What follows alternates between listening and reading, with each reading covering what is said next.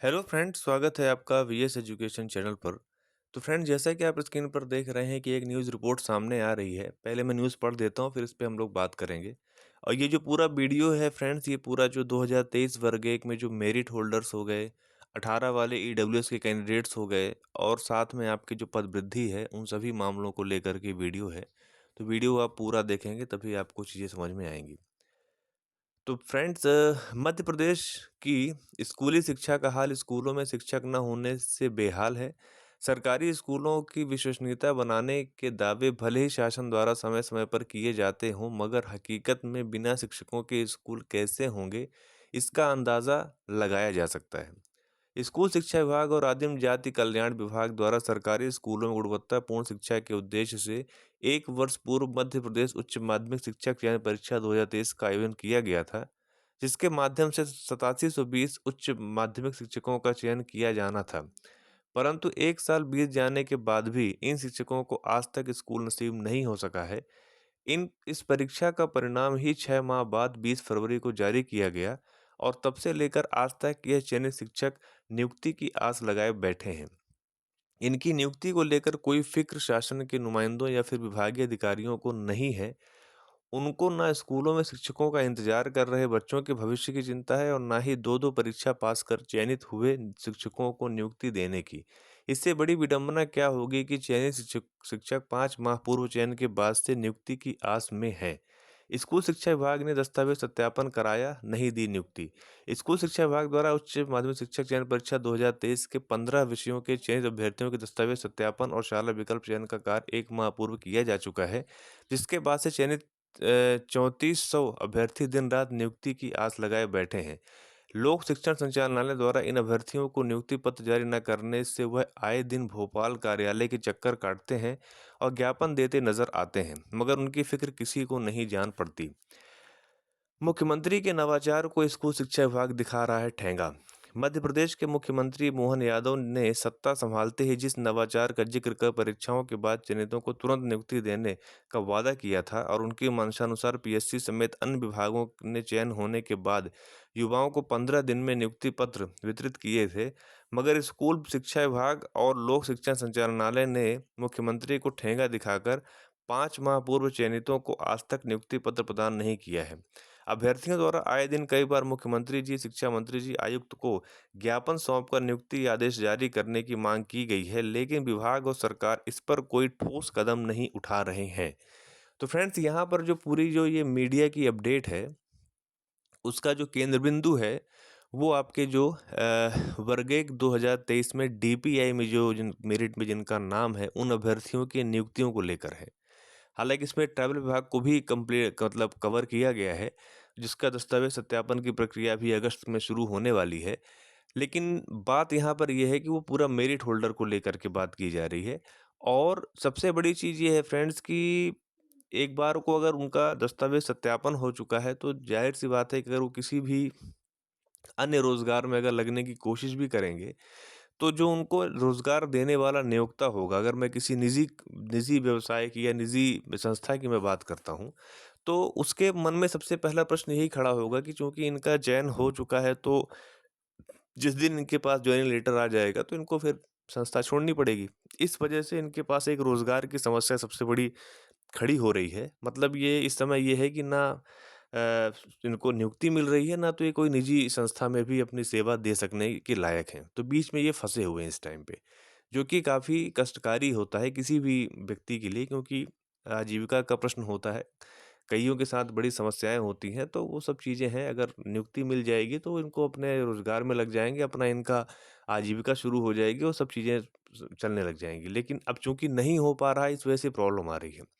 अब इस पूरे न्यूज़ लेटर में पूरी चीज़ें कवर की गई हैं, लेकिन एक चीज़ को ज़रूर इसमें छोड़ा गया है, वो ये है कि जो मामला है इनका, वो माननीय उच्च न्यायालय में लंबित हो चुका है, जिस वजह से ये समस्याएँ आ रही हैं। इसकी नेक्स्ट डेट जो है वो 12 अगस्त को दी गई है, तो उसमें जो भी डिसीज़न होगा वो सब आपको वहाँ पे पता चल ही जाएगा। अब यहाँ पर फ्रेंड्स एक और चीज़, मतलब मुझे कमेंट में या कुछ वैसे पता चली है कि जो ये मामला इनका माननीय उच्च न्यायालय में है, उसमें कुछ ऐसा है कि मतलब जो 2018 के जो ईडब्ल्यूएस के कैंडिडेट्स हैं, उनके द्वारा ये चीज़ें, मतलब वो चाहते हैं कि उनको वो जो वैकेंसी है 839 पोस्ट की वैकेंसी जो उनको हुई थी या उनके जो पोस्ट है वो उनको दे दी जाए, ठीक है। और इसको लेकर के वो सिंगल बेंच में उनके फेवर में डिसीजन भी आ चुका है। उसके बाद जो डबल बेंच में रिट अपील हुई है वो एमपी गवर्नमेंट के द्वारा किया गया है, ठीक है, कि वहाँ पर उनको स्टे दे करके 23 वालों को नियुक्ति दी जाए।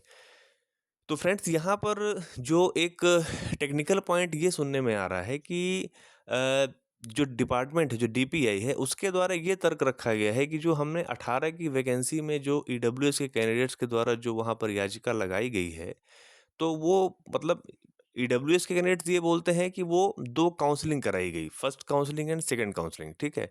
जो सुनी-सुनाई बात मैं आपको बता रहा हूँ, कोई कन्फर्मेशन तो नहीं है क्योंकि वो ड्राफ्ट है और चूँकि वो न्यायालय में विचाराधीन है, तो उस पे बहुत ज़्यादा बात हो भी नहीं सकती और ज़्यादा मुझे पता भी नहीं इस विषय में ज़्यादा कायदे से। बस इतना समझ में आया है कि मतलब कुछ ऐसी बातें हैं कि मतलब 2 काउंसलिंग को लेकर के मैटर चल रहा है कि डिपार्टमेंट ये बोलता है कि हमने 2 एडवर्टाइज़मेंट निकाला और ईडब्ल्यूएस के कैंडिडेट्स ये बोलते हैं कि हमने मतलब वहाँ पर 2 काउंसलिंग हुई, first counselling and second counselling हुई है, तो उस पे लेकर के उस पॉइंट पे बात फँसी हुई है। अगर माननीय न्यायालय उसको 2 काउंसलिंग मान लेते हैं फर्स्ट एंड सेकंड तो फिर वो मामला ईडब्ल्यूएस के फ़ेवर में जाएगा और अगर माननीय न्यायालय उसको first advertisement and second advertisement मान लेते हैं तो वो फिर डीपीआई के फ़ेवर में जाएगा। तो वो तो जब कोर्ट डिसाइड करेंगे तभी वो बात समझ में आएगी कि उसमें क्या डिसीज़न होता है। तो वो आगे जब होगा तभी पता चलेगा उसमें क्या चीज़ें हैं। लेकिन ये ज़रूर है फ्रेंड्स यहाँ पर एक चीज़ ये है कि जब एडवर्टाइज़मेंट अगर इश्यू होता है तो उसमें 2 पॉइंट्स बहुत इम्पोर्टेंट होते हैं। पहला तो ये है कि जो क्वेश्चन पेपर है मतलब आप ये कह सकते हैं कि जो एग्ज़ाम है वो दोबारा कंडक्ट होना चाहिए। और दूसरा पॉइंट ये होता है फ्रेंड्स कि कैंडिडेट्स का रिपीटिशन नहीं होना चाहिए। मतलब नए कैंडिडेट्स होने चाहिए, नए फॉर्म फिल अप होने चाहिए, नए उसकी पूरी प्रक्रिया अलग होती है। तो वो अब देखने की बात होगी कि उसमें क्या माननीय हाईकोर्ट डिसीज़न देते हैं, वो तो आगे ही पता चलेगा। तो यहाँ पर एक पॉइंट ये हो गया। लास्ट में जो बात है पोस्ट इंक्रीज़ की, अब यहाँ पर एक पॉइंट और खड़ा होने वाला है, वो पॉइंट ये है कि इन केस अगर ईडब्ल्यूएस 2018 के फ़ेवर में डिसीज़न ज़्यादा जाता है, तो ज़ाहिर-सी बात है कि जो वेटिंग है वो और ज़्यादा बढ़ जाएगी और मेरिट और ज़्यादा कम हो जाएगी। मतलब अब ये होगा कि जो नीचे के जो मेरिट होल्डर्स हैं, जो लोअर रैंक्स पे जो मेरिट होल्डर्स हैं, वो सब आ जाएँगे वेटिंग में, ठीक है? क्योंकि मेरिट और छोटी हो जाएगी और वेटिंग और ज़्यादा बड़ी हो जाएगी। तो इस वजह से क्या होगा फ्रेंड्स कि एक तो पोस्ट की शॉर्टेज वैसे ही है। आप सभी को पता है कि लगातार पोस्ट इंक्रीज़ को लेकर के कितने तमाम ज्ञापन, विज्ञापन और न्यूज़ मीडिया रिपोर्ट और आंदोलन ये सभी प्रक्रियाएँ वहाँ पर लगातार चल ही रही हैं। अभी तक वो मतलब वो रुकी नहीं है। और ना तो गवर्नमेंट के द्वारा ना तो डीपीआई या विभाग के द्वारा किसी तरह का कोई ठोस आश्वासन मिला है कि वो मतलब इसमें कोई ऐसा पोस्ट बढ़ाने का कुछ ऐसा सोच रहे हैं। हाँ, ये है कि सूत्रों के हवाले से कुछ मीडिया में न्यूज़ आती रहती है कि कुछ ऐसा मतलब मंत्रालय सोच रहा है, डीपीआई सोच रहा है, विभाग सोच रहा है, तो वो जब जब वो वास्तविकता में बदलेगा तभी वो चीज़ें कन्फर्म हो पाएँगी। लेकिन ये ज़रूर है फ्रेंड्स कि जहाँ पर आप ये समझ सकते हैं कि इतना मतलब इतनी बड़ी संख्या में अभ्यर्थियों ने परीक्षा में पार्टिसिपेट किया और उसके बाद 2-2 एग्ज़ाम भी उन्होंने दिए, तो फिर यहाँ पर उनके साथ भी कुछ ना कुछ न्याय सरकार को करना चाहिए और मेबी हो सकता है कि वो ये जो काउंसलिंग की प्रक्रिया है, जैसे अभी डीपीआई का कंप्लीट हुआ, हालाँकि जॉइनिंग तो अभी नहीं मिली है, साथ में फिर ट्राइबल डिपार्टमेंट का भी शुरू होने वाला है।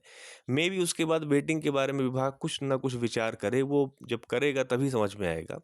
लेकिन ये ज़रूर है कि ये भर्ती जो है वो 18 वाले और 23 वालों के पीछे फँस गई है और एक चीज़ ये भी है फ्रेंड्स कि ये जो पूरी की पूरी भर्ती है जो मतलब 8720 पोस्ट जो भी निकल कर सामने आई है, वो सभी के सभी पोस्ट जो हैं, वो 2018 के गज़ट नोटिफ़िकेशन में जो पोस्ट आई थी, उन्हीं में से बचे हुए पोस्ट हैं। मतलब आप ये समझ सकते हैं कि जो फ्रेश पोस्ट डिपार्टमेंट को देना चाहिए था, वो पोस्ट अभी नहीं है। क्योंकि ज़रूर अगर दिसंबर 2022 में गज़ट ज़रूर जारी हुआ था, मतलब 2023 की परीक्षा के लिए, लेकिन उसमें पद जो हैं वो चेंज नहीं किए गए थे। जो 34,789 पद 18 के गज़ट में दिखा रहे थे, वही पद आपके दिसंबर 2022 के गज़ट में भी दिखा रहे थे। लेकिन अगर आप 18 से 23 का आकलन करते हैं तो 5 साल का समय वो हो गया। उसके अलावा जो अभी जुलाई-अगस्त में जो रिटायरमेंट्स की प्रोसेस चल रही है और साथ में प्रमोशन की प्रोसेस हो रही है, उसकी वजह से भी काफ़ी मात्रा में या कह सकते हैं काफ़ी संख्या में जो पद हैं वो खाली हुए हैं। जो कि अभी किसी भी तरह से रोस्टर में नहीं आए हैं। जो ये अभी 23 की भर्ती जो चल रही है, वो 18 के बचे हुए पदों पर ही हो रही है। जिसमें से बैकलॉग के पद अलग हो गए और जो फ्रेश पद बचते हैं वो फ्रेश पद जो हैं वो मतलब जो अनफिल्ड रह गए, जो भरे नहीं गए। इसी को लेकर के जो 18 वाले कैंडिडेट्स हैं ईडब्ल्यूएस वाले भी और साथ में जो नॉर्मल है नॉन ईडब्ल्यूएस कैंडिडेट्स हैं वो सभी माननीय हाई कोर्ट जा चुके हैं और वहाँ से उन्होंने अपने फेवर में डिसीजन भी लाए हैं। तो वो पॉइंट भी यहाँ पर एक बनता है। लेकिन फिर भी सबसे बड़ा पॉइंट ये है कि जो भी चीज़ें हों, उसमें कोई डोलरम नहीं होना चाहिए, वो चीज़ें क्लियर होनी चाहिए। जैसे आप देखिए कि जो 87-13 का जो मामला एक अलग मैटर चल रहा है ईडब्ल्यूएस सॉरी वो ओ ओबीसी रिज़र्वेशन वाला, उसकी वजह से भी पोस्ट यहाँ पर फँसती हैं। मतलब जहाँ पर वेटिंग और भी ज़्यादा क्लियर हो सकती थी। जैसे मान लीजिए कि अगर हम ईडब्ल्यूएस 18 की अगर बात करते हैं, अगर ये पोस्ट उनको दे दी जाती इन केस अगर मान लीजिए उनके फेवर में डिसीजन जाता है, तो भी आप ये समझ सकते हैं कि अगर जो 87-13 वाला जो मामला है, अगर वो क्लियर होता, मतलब वो चाहे ओबीसी को मिलता या फिर यूआर को मिलता, तो वेटिंग और भी ज़्यादा क्लियर होती। अगर यहाँ से पोस्ट उठ के ईडब्ल्यूएस 18 में जाती है, तो जो 13% है वो कहीं न कहीं एडजस्ट होती। मतलब कहने का ये है कि वेटिंग क्लियर होती, चाहे वो किसी भी कैटेगरी में होती, लेकिन वेटिंग क्लियर होती, रोज़गार लोगों को मिलता और ज़्यादा से ज़्यादा जो अभी परेशान हैं कैंडिडेट्स, वो चीज़ें ना होती। तो कहने का मतलब ये है कि यहाँ पर कई तरह के मोर्चे खुले हुए हैं एक भर्ती को लेकर के। आपका ईडब्ल्यूएस 18 वाला मैटर हो गया, 87-13 वाला मैटर हो गया, पोस्ट इंक्रीज़ का मैटर चल ही रहा है। और यहाँ पर जो मेरिट में है उनकी जॉइनिंग का मैटर भी चल रहा है। तो 4 तरफ से ये पूरे जो पूरी भर्ती है ये फँसी हुई है और इसमें चाहिए क्या कि जो भी हो स्टेटस को ना बना रहे, इसमें जल्दी से जल्दी निराकरण हो और चीज़ें लाइन पे आएँ और सभी के हित की चीज़ें यहाँ पर होनी चाहिए। तो थोड़ा-सा वेट है, उम्मीद ये है कि अगस्त में आप कह सकते हैं कि लास्ट अगस्त तक में मेबी अगर डेट और इंक्रीज़ नहीं होती है तो जॉइनिंग की प्रक्रिया भी शुरू हो सकती है। और उसके साथ में अगर वो पोस्ट मतलब देखिए जॉइनिंग तो अल्टीमेटली मिलना ही है। अगर अगर वो 18 के फ़ेवर में जाता भी है वो मामला, तो भी 848 पोस्ट ही कम होंगी 23 वालों के लिए। तो मतलब लोअर जो कैंडिडेट्स हैं, उनकी वेटिंग में प्रभाव पड़ेगा, लेकिन जो टॉप में हैं, जिनकी मेरिट मतलब शुरू-शुरू की जो मेरिट्स है फर्स्ट, सेकंड, थर्ड या टॉप 10, टॉप 20 की अगर मैं बात करूँ, तो उनको कोई दिक्कत नहीं है। तो दोनों ही केसेस में चाहे इधर हो जाए मामला चाहे उधर हो जाए, जॉइनिंग लेटर तो मिलना है क्योंकि उसमें अब कोई रोक नहीं सकता उसको। हाँ, ये है कि अगर 18 के फ़ेवर में जाता है तो थोड़ा-सा कम जॉइनिंग लेटर मिलेगा, अगर 18 के फ़ेवर में नहीं जाता है तो पूरा का पूरा मिलेगा। लेकिन 18 वाले जो कैंडिडेट्स हैं उनके साथ भी थोड़ा-सा मतलब ये है कि अगर फर्स्ट अब देखिए उनके साथ ये मैटर हो गया था कि फर्स्ट काउंसलिंग में ईडब्ल्यूएस की जो सीट्स थी, मतलब जो उनके जो क्वालीफाइंग मार्क्स था उसको 90 मार्क्स ही रखा गया था। सेकंड में जब जिसको सेकंड एडवर्टाइज़मेंट विभाग बोल रहा है, उसमें उन्होंने उसको 75 किया था। तो इसी चीज़ को लेके वहाँ पे मैटर फँसा हुआ है। तो अब देखिए उसमें माननीय हाई कोर्ट क्या डिसीज़न देते हैं। तो ठीक है फ्रेंड्स, यही अपडेट थी और आगे जो भी अपडेट होगी मैं आपको इसके माध्यम से बताता रहूँगा चैनल के माध्यम से। अगर आप मेरे चैनल पर पहली बार आ रहे हैं तो चैनल को प्लीज़ सब्सक्राइब कर लीजिएगा, वीडियो को लाइक कीजिएगा और शेयर कीजिएगा। Thank you.